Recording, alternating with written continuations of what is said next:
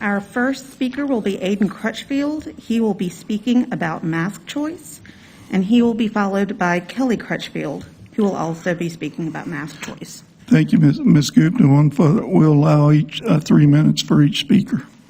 Thank you.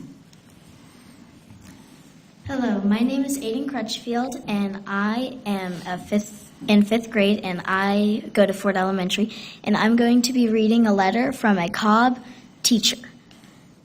Dear Mr. Ragsdale and Cobb School Board members, I am a teacher in the primary grades at Cobb County School. I am writing to implore you on behalf of countless Cobb County teachers to give students and teachers the choice to wear a mask next year. I wish to remain anonymous because I fear being ostracized or worse for voicing my opinion contrary to the narrative. My job and my students are so very important to me, which is the biggest reason I am reaching out to you.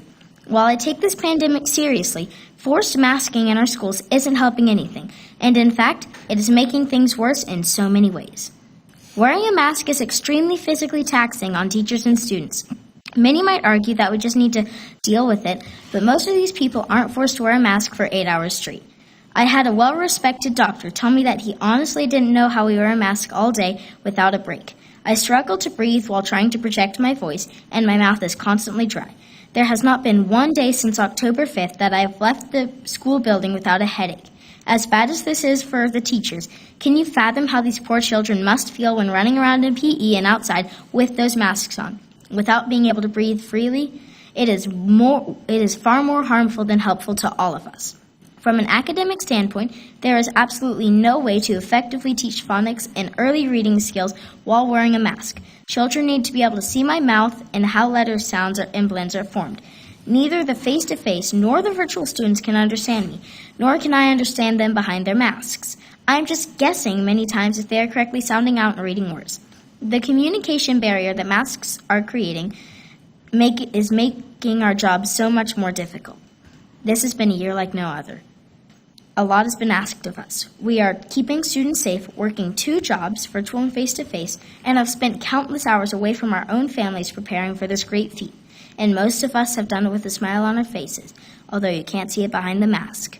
Many of us have cast our own fears aside and gladly gone back to the classroom to teach children because we know how important it is for them to learn from a real teacher and not from one behind a screen.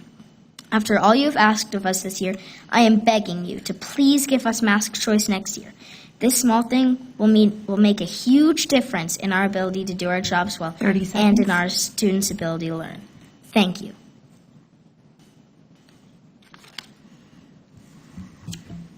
Our next speaker is Kelly Crutchfield, who will speak about mask choice. She will be followed by John Hansen, who will speak about masks and contact tracing. Oh, that's a tough act to follow.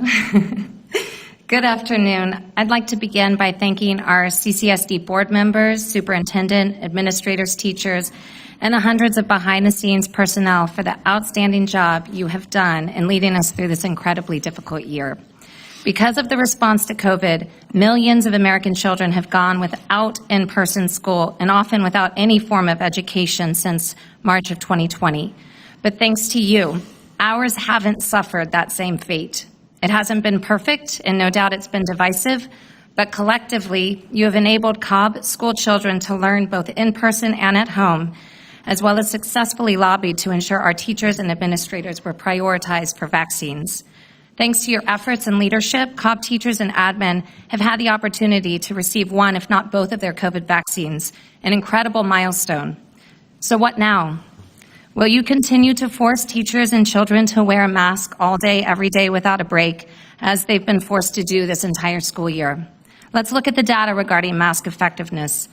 In May 2020, the CDC published a study on the use of non-pharmaceutical measures to include face mask effectiveness, in which it concluded that scientific evidence from randomized control trials did not support a substantial effect on transmission.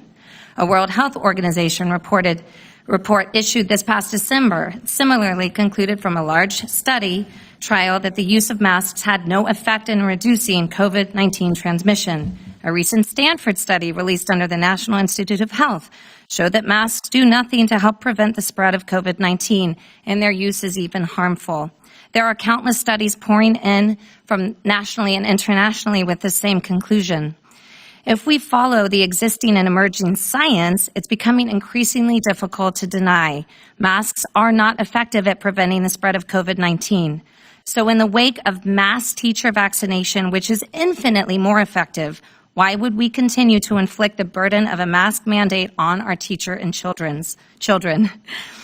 There are well-documented studies that prolonged mask usage makes it difficult to breathe, focus, learn, communicate verbally and non-verbally, causes headaches, confusion, skin disorders, not to mention untold effects on developing and developed immune systems. It is frankly inconceivable that teachers and administrators will have been vaccinated, 30 yet the seconds. mask mandate in Cobb County schools would not be relaxed and modified to include mask choice. As we parents and students consider our academic options for next year, the time is now for you to please communicate your intentions regarding the future of mask mandates in Cobb County schools. I respectfully request a written response before the next school meeting with your specific thoughts and intentions for mask choice in our schools now that our teachers have been vaccinated. Thank you. Our next speaker is John Hanson, who will speak about masks and contact tracing. He will be followed by Chris Hale, who will speak about funding for mental health. Hey, Board, how are you doing today? It's good to be here again. I just want to thank you for your efforts during this time and your leadership. I want to talk about mask mandates and contact tracing. First of all, there's never been a mask mandate in the state of Georgia. There's never been a mask mandate here in Cobb County. Even in the handout that all of you should have received, even in the COVID-19 guidance from the state of Georgia for K through 12 schools from the Georgia Department of Public Health, it only recommends wearing masks. It never mandates it. And they're the ones that bolded that word recommends and underlined it. It's in there several times. You can go on the website and find the full report. I just print off a page in there about masks. Please give families back our freedom to be treated equal when we choose not to wear a mask. Please stop the toxic policy that's infected our school district. It has been repeated that the district follows Cobb Douglas Health Department guidance. Before spring break, every parent received an email blast with Dr. Merrimark saying that the numbers were high. In the April 2nd video, she said that the cases were 258 per 100,000. It's kind of scary when you first look at it. But when you actually go to the official numbers from the Georgia Department of Health, had Cobb County listed on April 2nd as having 161 cases per 100,000, not 258 cases per 100,000. I got that number off it this morning, so those numbers should be very, very accurate after a few weeks have gone by. The last time that Cobb was above that number was back in February. The data was old, and it wasn't relevant for before spring break. Contact tracing. Last week, I listened to Cherokee's Board of Education meeting from last week. In their Board of Education meeting, I wish we had these numbers for Cobb. If someone can get them, that would be great. They quarantined through last week 21,276. And of those 21,276, they ended up with 178 having a positive COVID test. Let that sink in for a second. That's less than 1% of their contact traces end up having a positive COVID test. So with that said, and realizing on a practical application here in our district, 30 seconds. where half of the district families are on food assistant programs, those families, when their contact traced, are especially affected. Those families have to make a choice. Are they going to put food on the table for the next 10 days or 14 days? Or are they going to stay home and help their young kid make it through the online program? It's put families in a very difficult position. And I hope that the district reconsiders the contact tracing, which is the illegal surveillance of We've reached individuals. the time boundary. Violates HIPAA. Thank you for your time. We'll talk to you later.